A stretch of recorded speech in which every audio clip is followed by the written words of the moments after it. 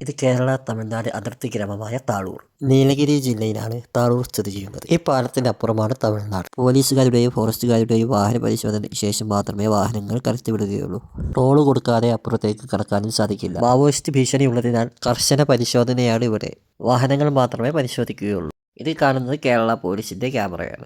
അടിസ്ഥാന സൗകര്യങ്ങൾ കുറച്ച് കുറവാണ്. അതിർത്തി ഗ്രാമമായതുകൊണ്ടാവാം അങ്ങനെ. ഒരു ബസ് കാത്തിരിപ്പ് കേന്ദ്രം പോലുമില്ല ഇവിടെ. റോഡിനോട് ചേർന്നാണ് ബസ്സെല്ലാം നിർത്തിയിട്ടിരിക്കുന്നത്. ഒരുപാട് സ്ഥല പരിമിതികളുള്ള ഗ്രാമമാണ് താളൂർ.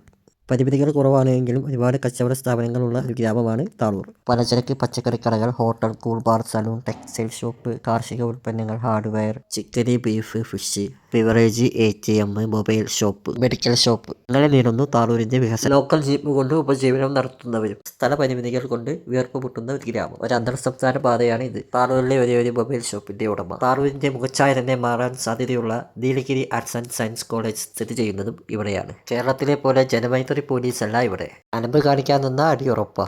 അപ്പോൾ ശരി, അടുത്ത വീഡിയോയുമായി കാണുന്നത് വരെ bye bye. Good bye Thaloor.